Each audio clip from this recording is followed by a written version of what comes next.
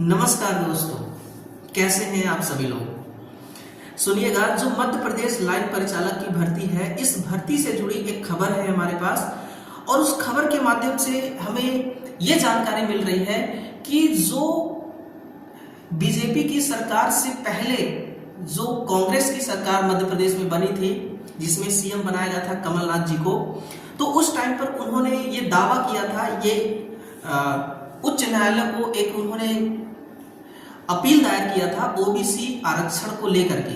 पहले हमारे मध्य प्रदेश में ओबीसी छात्रों को 14% का आरक्षण दिया जाता था, लेकिन जब कमलनाथ सरकार आई तो उन्होंने ये दावा किया कि हम आप लोगों को अब आगे 27% आरक्षण जो है वो दिलवाएंगे। और इसी बात को लेकर के उन्होंने उच्च न्यायालय जबलपुर में जो अपना याचिका था वो दायर किया था। उसी के रेफरेंस में देखिए, एक न्यूज है, एक खबर है, इसको समझते हैं। पहले आप देखिए, जो वैकेंसी अभी रनिंग में चल रही है लाइन परिचालक की, इसमें 1196 पोस्ट हैं, क्लियर। और इस 1196 पोस्ट में ये कही जा रही है कि जो 87% यहाँ पर देखिए है ना, मुख्य भाग जिस हेतु चयन सूची घोषित की जाना है वो 87% है।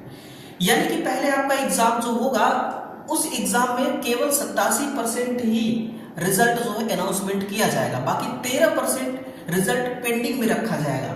और पेंडिंग में रखने का रीजन भी इन्होंने बताया हुआ है।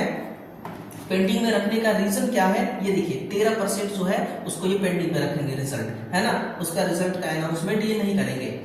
रीजन क्या है?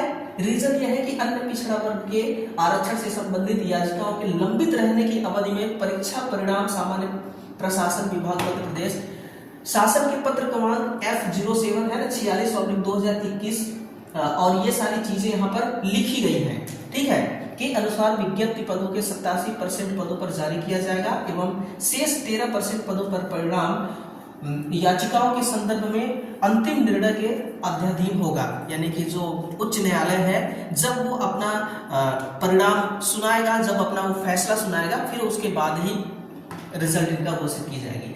तो फाइनली यहाँ पर ये बोला जा रहा है कि उच्चतम न्यायालय ने हाई कोर्ट की सुनवाई पर लगाई रोक। यानी आज के ही ये न्यूज मैं आपको बता रहा हूँ।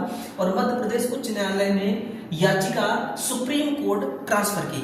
यानी कि जो फाइल थी, जो फाइल ये दावा कर रही थी, मतलब कि जो फाइल था, जिस फाइल में ये लिखा गया था कि आरक्षण को 14% से बढ़ा करके 27% किया जाए, तो उच्च न्यायालय जबलपुर जो है ये खूब, मतलब कि जो भी इनसे हुआ होगा इन्होंने किया, लेकिन अब ये इस फाइल को ट्रांसफर कर रहे हैं कहाँ? सुप्रीम कोर्ट को, है ना।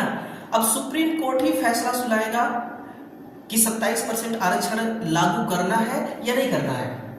हेडलाइन ये है कि मध्य प्रदेश में ओबीसी के 27% आरक्षण पर फिर रोक। यानी कि मैं पहले आपको मेन टारगेट इनका क्या है वो पढ़ देता हूं कि पिछले दिनों, है ना, कहां पे है, 1 सेकेंड, ये मध्य प्रदेश में कमलनाथ सरकार ने ओबीसी का आरक्षण 14% से बढ़ा करके 27% कर दिया था, ठीक है। इस मामले में मध्य प्रदेश हाई कोर्ट में कमलनाथ सरकार के फैसले को चुनौती दी गई है। यानी कि जो सरकार ने जो डिसीजन लिया था 27% करने का, तो उनको चुनौती दी गई है। इसी से जुड़ी लगभग 75 याचिकाएं मध्य प्रदेश हाई कोर्ट में चल रही थी, लेकिन इस बीच में यह मामला सुप्रीम कोर्ट भी पहुंच गया और मध्य प्रदेश हाई कोर्ट की इन याचिकाओं को भी सुप्रीम कोर्ट में ट्रांसफर कर दिया गया। अब देखिए, अब जो अगली इनकी सुनवाई है, अब अगली सुनवाई सुप्रीम कोर्ट में होगी, ठीक है ना। तो अगली सुनवाई कब है? अगली सुनवाई देखिए 14 फरवरी को है, ठीक है ना। नेक्स्ट जो इनकी पेशी है, जो सुनवाई है वो कब है? वो 14 फरवरी को है। बाकी सारी चीजें यही लिखी गई है आपके 27% आरक्षण को लेकर के ही, है ना। पिछले दिनों हाई कोर्ट के फैसले से राह हुई थी आसान। मध्य प्रदेश हाई कोर्ट ने बीते 27% आरक्षण को चुनौती देने वाली एक महत्वपूर्ण याचिका को खारिज कर दिया है। इसके बाद ओबीसी के संगठनों के माध्यम से यह दावा किया गया कि मध्य प्रदेश में 27% आरक्षण लागू हो गया है। यानी कि जो ओबीसी कैंडिडेट है वो ये दावा करने लगे कि भाई 27% का जो मामला है वो सॉर्ट आउट हो गया।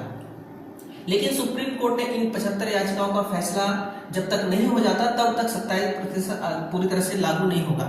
यानी कि जो 75 याचिकाएं भी चल रही हैं, रनिंग में है, जब तक इनका फैसला नहीं हो जाता तब तक ये मत समझिएगा कि पूरी तरह से लागू हो गया है ना।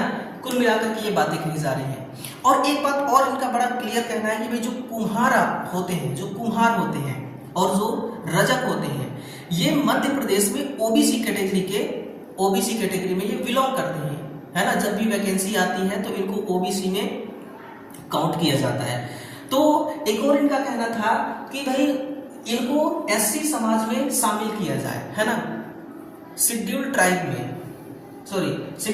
जस्ट ही एससी में, है ना, एससी में शामिल करने को लेकर के हाई कोर्ट में जनहित याचिका जो है जारी करने की इन्होंने बात कही है।